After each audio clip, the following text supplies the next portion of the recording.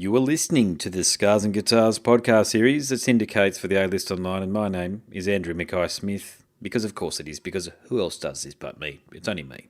Literally, just me, by myself. Anywho, have I got an interview subject lined up for you? It's an extraordinarily talented Western Australian-based singer and songwriter, Stacey-Ann Duff. She goes by the name Segers, and she has a wonderful new EP out, 4 tracks of pure oral bliss. I Was Never Lost Without You is the name of it. And that's the reason for the conversation, actually. So let's get to it. Here she is, Stacey-Ann Duff. Hello. Hey, how's things going? Good, how are you? I'm doing very well. Thanks for taking the call and for the interview. No worries. Thanks for having me. No, all good, all good. So you're over in Perth, aren't you? Yeah, over in Perth. Yeah, Gold Coast. Yeah. Can't you tell? Never gets too cold. I've been swimming and everything today. It never gets too cold here, you know what I mean? It's funny seeing all the people that move up from down south up here and, they bring all their black clothes and stuff, and I think you're not going to bloody use it. Yeah. All their polar fleece and all the rest. So we get like 6 weeks of cold weather, even on the Gold Coast, it's Yeah. I mean, I don't know, what is it now? I'll tell you exactly what it is now. I'm going to probably make a mockery of me. 17 degrees. I mean, Yeah. That's not cold to me, but, to some people, I suppose it is. That's cold to me. Yeah, so, look, Lee sent me over, as he does, because I think I've interviewed more artists now, Australian artists from Perth than anywhere else. And I'm always staggered by the quality of the musicianship and the performance craft and the songwriting, and you're in that too. I'll let you know that, because I always find, I don't think I've ever heard an artist from Perth that I haven't found something to like about, if you know what I'm saying, because I get sent a shitload of stuff. And often I'll listen to it I'll give it about, if it's an album and it's, 8 or 9 tracks, I'll give it about 20 minutes. And if it hasn't got me by then, I'll just move on and I won't comment on it, or I won't just seek out an interview or what have you. But I love it when music, and people who listen to the podcast know me well enough to know that I love when music finds a place in my life. Okay, so I'm busy. I've got 2 kids. We're constantly going. So it's very hard for me to listen with headphones in and put music on and have it be an immersive experience. It really has to integrate into my life, if that makes sense. And your music does that exceptionally. You can have your music on in the background, and please do take this as a compliment, because sometimes you can have your music on in the background and it integrates into your life. You know what I mean? It doesn't. It's not it's not sort of all over the shop. It's cohesive. And when I was putting down, I think the strength across the EP's 4 cuts is that you know your voice very well, and you've matched it well to the instrumentation. So the cadence of the beat, and also importantly the atmosphere that you're trying to create. Now, a lot of people listening, they won't have heard your music, because most of my audience is in the United States. So for the people who are listening who have yet to get acquainted with your music, how would you describe what you've done across the EP, I Was Never Lost Without You? Well, that's a tough one. I think they were a whole heap of songs that I'd written myself on a piano, and as a artist who writes through her emotions and kind of finds therapy in those. Well, not really therapy, but you know what I mean, like an artist who writes through her emotions. And the way that kind of cohesively came across was that those songs were written around the same time and around similar themes. And I worked with Cam Bluff, who was so great at listening to them and picking out parts, and using those parts that I'd written, and helped me kind of move towards a more produced theme. And that was how we came about it. I came with the songs, and I had a rough idea of how I wanted them to go, and little melodies and parts, and then he kind of intertwined them all and made my vocals kind of sit perfectly within that, if that makes sense. I don't have a big vocal rate, massive vocals. I can't really belt out these huge pop bangers, but I know where, my vocals sit. But thank God you haven't tried. You know what I mean? That's my point about you. We've all got our limitations, and that's not to say that you are limited. It just means what you're good at. You know what you're good at. But do you remember a couple of years ago when Fergie from Black Eyed Peas, whether or not she's still in the band or not, who knows, but she probably isn't after that NBA performance that she put on? Do you remember that? I do remember it. Like, I remember it being... My God. Kind of like, oh, okay. Like, yeah. It was like to call it a train wreck. Like, I get that she's putting herself out there, but she's not Beyonce. You know what I mean? Like, and Beyonce isn't Beyonce half the time these days. You know, some of her live stuff, it's live auto tune and stuff that they've used there. I know it. I mean, I don't know that for a fact, but I can hear it. I'm a musician. I know what's going on. But for Fergie to get out there by her bloody self and to do that, it's like, who thought that was a good idea when you were practicing? Did your boyfriend or girlfriend or whoever it was go, "You go, girl, you've got this"? You know what I mean? And that's. But I think you've understood that with what you're trying to achieve here. So. That's the next question beyond that is what? Tell me about the lyrical themes that you're addressing through your music. Lyrics have always been something that have been very personal for me. Obviously the themes have been heartbreak and breakup and like surrounding yourselves with people that aren't always the best for you. But then using those experiences to kind of go, actually, like sometimes it's just associations and it's just not the right time. It doesn't mean that they're bad people or I'm a bad person or like it's sometimes those things just don't fit together well. And using like, particularly with You'll Know I've Won, using the idea that you can use those feelings as motivation and still kind of move forward. Sure. Yeah, so lyrics have always been a really personal thing, and I sometimes cringe. Like, I always cringe when I hear them or I see them written out, you know, without music behind them, but then when they are, like, accompanying melodies and they make sense. Yeah, I get what you're saying. Yeah, lyrics are a tough one, aren't they? Because you can choose to be very personal and bare your soul, and then you feel like as though you've shared too much of your own psyche with people, and to your point, you can be uncomfortable listening back to it. But on the other side of that, if you go like Mike Patton from Faith No More and you just sing about cooking dinner or something ridiculous, it loses its connection with people, in my view. So I think as we mature as songwriters and as we sort of understand how our audience reacts to the music that you're creating, I think that's how you find the middle ground. Do you find that? Do you rely on feedback from fans and listeners and family? Yeah, sometimes I do. It depends whether I'm struggling with a song or not. So if I'm struggling with a song, then I'll be like, oh, how does this sound? Or, you know, but if I'm not struggling with it, it will kind of just flow and there'll be little touches that I need to make. Like there'll be the end of a sentence and I'm like, I know what I want to say, but that's not it. Like, yeah, so I tend to not really seek out any like kind of comments just as I'm writing it until I'm kind of almost at the end, and then I'm like, this is kind of a full song, so don't be too harsh because I like it the way it is. But yeah. Did you think about going for like an album? Given that the 4 songs are extremely strong, so did you have other songs that you left on the cutting room floor, so to speak, that could be worked on then to become an album? I think that I do have other songs that could then be worked on to become an album, but they didn't. These ones felt like a story.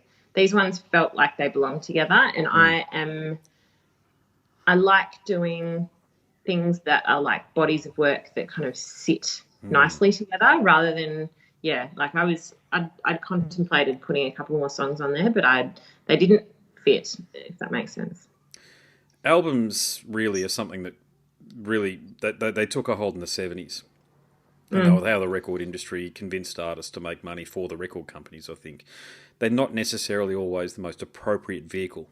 So a lot of artists these days just release singles one after the other, or or they go the Drake route where they just release whatever the hell they've got, like 40-song albums, 50-song albums and stuff. And it's like, whether or not, I mean, it's a serious list of demands that Drake issues to a listener to keep up with what he's doing. And same with Kanye. I know Kanye's not as prolific as what Drake is, but sometimes that ambition needs to be tempered. And I think EPs are a great medium for that, because 1 or 2 songs just sort of get you into it. But an EP, 4 songs now, I think people can get a real solid understanding of what you're trying to achieve musically. You know, and you mentioned somebody there before too, the fellow that you worked with on did you say on a production side of things, or helped you record it? Yeah, no, he produced it. So he came up with like all of the instrumentation, and like I wrote all of the like melody and the chords and everything. But yeah, he did all of the instrumentation and all the producing, and it was fantastic to work together. What's his name again? Sorry, I missed it. Cam Bluff. And so he's worked a lot with go for it. Illy and All Day and Amy Sharp as well, and like he's just really cool guy, really lovely guy, and he's just we worked really well together, which is super important with that like artist producer kind of relationship. You kind of don't feel you got to be able to bare your soul. Look, I've worked in studio sessions where producers haven't gotten along with main songwriters or the person who's driving a band, and me just as the guy turning up and playing. I've been a bit of a wallflower and just observed the friction that's come from it, and consequently, I think those sessions, actually the 2 sessions that I've been a part of where there was that conflict, they were all shelved. So basically I took time off work and all the rest of it to do the sessions, and all for, frankly, nothing. And to be honest, I don't think it was all the producer's fault either. I think that there is some give and take, there is some ebb and flow on that sort of thing. So producers are obviously, they're in there most of the time. That's what they do. So sometimes they do know best. Do you know, have you found that point where you're able to sort of, it's not about disagreeing with the producer, but where you go, okay, I'm going to listen to this because I think it's worthwhile listening to this, and I'm going to step back and let them make a decision? Was that something that was hard for you to do at times? It has been. I haven't actually found that hard. I've found speaking up when I don't like something has been hard, but I've generally sought out people that I liked the work of and I liked the vibe of anyway, and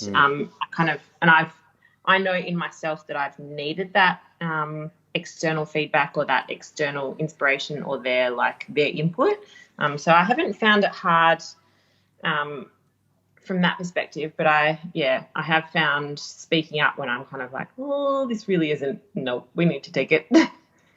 Yeah, gotcha. Yeah. Yeah. So who inspired you to create music then? Who, when you were, a young lady sort of listening to, there's the cliche when I was younger, it was Poison and then Faith No More and all this sort of stuff. Who was it for you? Mine was Silverchair and Smashing Pumpkins and my mum. So me and my mum, nice. My mum was a music teacher, and she used to, she was a music teacher at a high school, and she would notate Metallica songs and Smashing Pumpkins songs for her students. Yeah. And I was so inspired because it was it was the 90s. Yeah. And I was long hair. It was the height of grunge, and I was just so inspired to be like these kids that my mum was notating all of these songs for, and it was amazing. She had rock bands and all of that stuff, and this was high school music. But that and Silverchair and I think we're of the similar vintage then, growing up in the 90s. Metallica I could definitely identify with, mate, their earlier stuff, of course. Not that I got into it then, I was too young, but, the Black Album broke and then I got into Master of Puppets, as you do, But with Silverchair, I just found them, believe me, I tried. I just found them too juvenile or something, maybe their imagery or what have you. I just couldn't. Yeah. I thought they had occasional songs that were just outstanding. Like Israel Sun and stuff, simple, straight to the point, great heavy rock songs influenced by Black Sabbath, and they just did a really good job with that stuff. But Nirvana, that's the other one, the huge one. I mean, if there is a more continuously influential rock band ever outside of the Stones, Zeppelin, the Beatles, mate, tell me who they are. Because I see 8-year-olds wearing their T-shirts and they're into them. They might have bought the T-shirt from Kmart because it's been licensed, but they know what's going on with the music, if you know what I'm saying. So that's a band that I think in the same way that academics study Bach and Beethoven now from 300 and 400 years ago, the same thing's going to happen, I think, with that band because of its cultural influence, if you like. So it's an interesting one. And Smashing Pumpkins, gosh, they're a band I've been on the fence with for a long time, I must say. I thought that double album was outstanding. The first, the rock songs were great, but then it really fell away, on the second half of that second album. I can't remember. I don't think it's got. Yeah, I know it was named, but I can't remember what the 2 discs were named. But outside of that, yeah, I just think Billy Corgan these days, he just should hang up the guitar. He hasn't done anything decent in so long. do you feel the same way now? I listen to a lot of Smashing Pumpkins' new stuff, but well, it's just him. Yeah, it's just him. Yeah. Bringing in whoever. Yeah, because he has falling outs with the original members, and they sort of drift in and out. The drummer, Jimmy Chamberlain especially, I think, who's an excellent drummer, like outstanding drummer for that genre.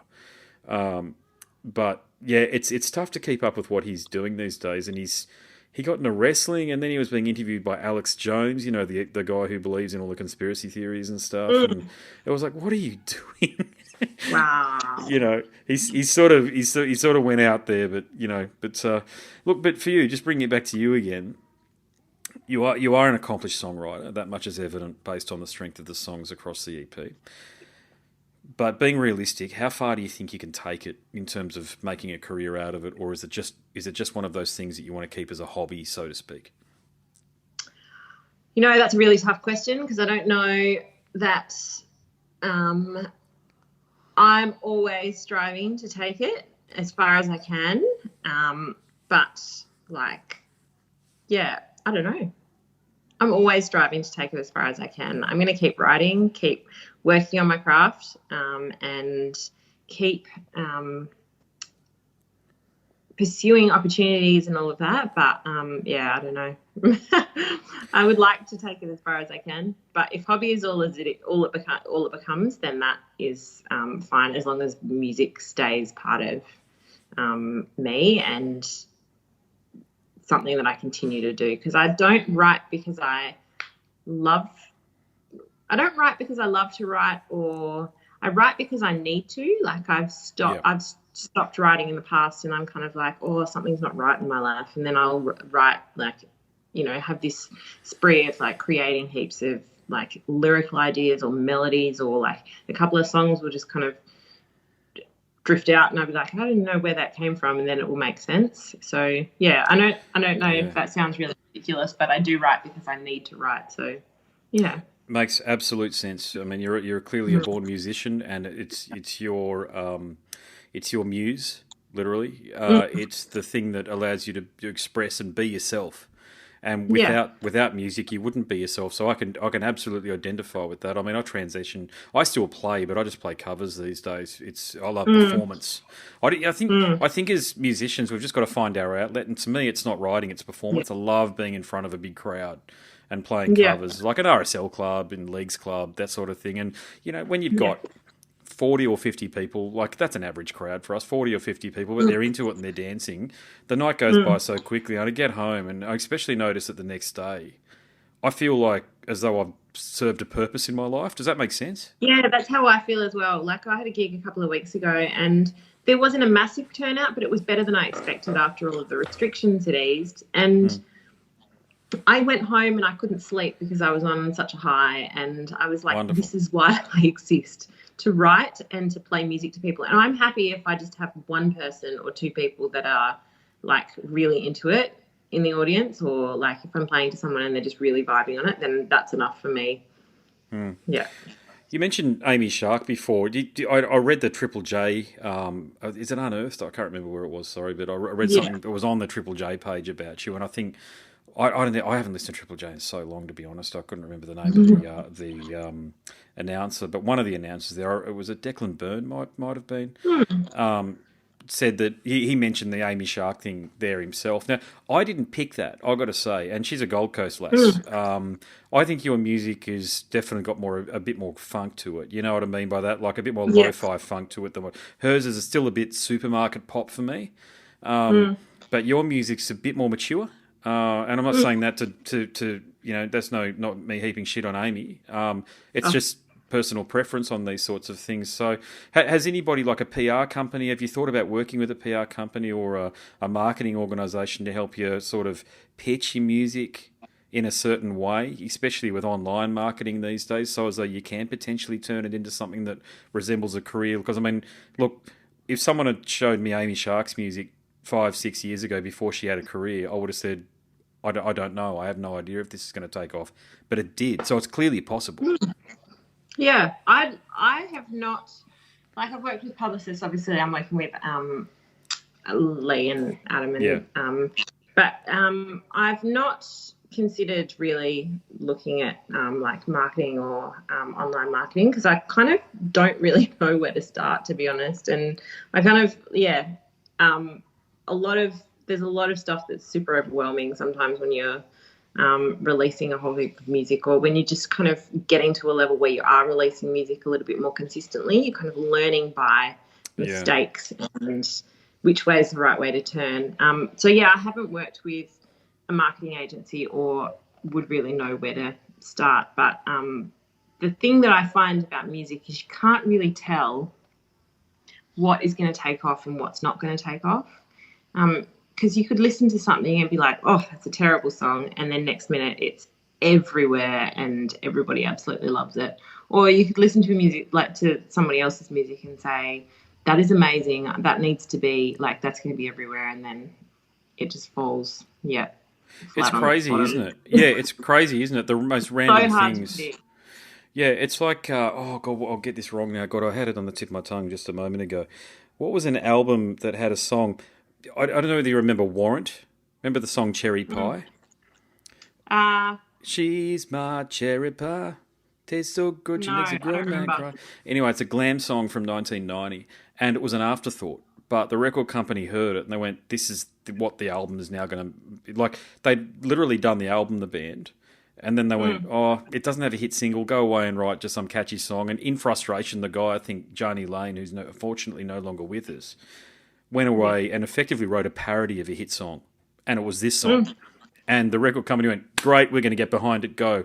I mean, it sold millions of albums, but, I mean, it was one of those things that he went, this trash, I wish I never wrote it.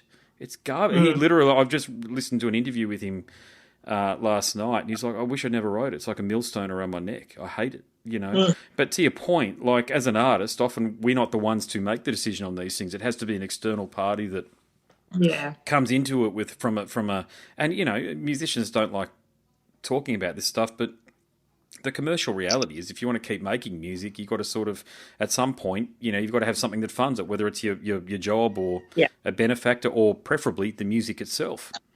You know, so to your point, it's extremely hard. And look, I'll make this my last question for you, because, you know, you have accomplished a lot through this EP.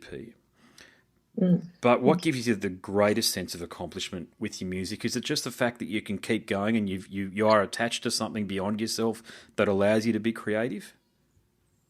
The greatest sense of accomplishment I have, particularly with this EP, is listening to it and knowing that it's music that I love to listen to. So I know that with artists, and particularly, like, I know that this happens to myself. Like, you will write something, you'll be super proud of it, and you'll be loving it immediately. And when it comes out, and then like a few years, like months later, you'll be like, ooh. And then later you'll look back on it and like be like, oh, hang on, actually, there were some really, like, this is amazing. So I really feel that this EP, I love the vibe and I love the music. That's the way that it turned out, because that's kind of the music I've been wanting to make. Yeah. Makes sense? It does, and I can feel that. We've only just met, and I can feel that. I feel like as though you've tapped into the music that you're meant to create. You know that? And that was the thing that I noticed when I was listening to it. It was like I feel like as though everything you wanted to achieve here, you have. You nailed it, you know, and believe me, that's rare. That's extremely rare. I'll put it this way: I've never been a part of a project where that's happened. You know, and I've done a lot of stuff. I mean, a lot of people listening a lot of my people that listen to the podcast are musicians too. They get it. It's tough, man. It's really hard to nail the vision that you set out to accomplish. But you've done it, and it's obviously it's in market now, isn't it? I was never lost without you, so people can actually purchase physical copy and they can stream it. Yeah. Well, there's no physical copy, there's just streaming. Physical copy, I didn't, like, they can purchase it digital. Yeah. I was going to do, actually, no, I wasn't. I think CDs, That's good. I may do a run of tapes or like vinyl one day, but yeah. No, I'm with you. I don't know why people like CDs these days, to be honest. I don't get it. You know, it's an antiquated music form. It doesn't sound as good as vinyl, and it's sort of comparable to MP3 in its quality, you know, and it's less dynamic. You can't bring it with you places, or you can, but I mean, remember those days? Remember those CD things we used to carry around with us? I remember my car got broken into in 1998 or 9, and I lost half of my CD collection because I was in one of these huge binder-looking things, you know, but... I've got all these CDs you have these still files stuffed under the seat. Yeah. Yeah. Well, look, as I say, congratulations on everything. My final question for you is, for people who want to get in touch with you, they want to listen to your music, where can they find you? At Segers Music. So it's either hellosegers.com or at Segers Music on Instagram and Facebook. Sweet. Hey, when I'm doing the introduction for the podcast, do you want me to introduce you as Stacey-Ann or Segers? Either. I'm happy. Yeah. Okay, sweet. I'm 4 months Segers, but yeah, I'm happy with either Stacey-Ann or Segers. Okay, sweet. All right. Well, look, good luck with everything. I mean, everything I said, I think you've done a marvellous job with this here. I love hearing musicians diving into their spirit and doing what they've done here. So congratulations on that front. And look, please keep on creating music, and I really hope it's it's a success for you, and I look forward to listening to the next one. Great. Thank you. Thanks so much for having me. No, it's a pleasure. No worries at all. Okay. Yeah. Thanks a lot. See ya. Catch ya. Bye. Bye. You have been listening to the Scars and Guitars podcast series that syndicates for the A-List Online, and my name is Andrew Mackay-Smith. That was Stacey-Ann Duff, who goes by the pseudonym Segers. Thanks so much for listening.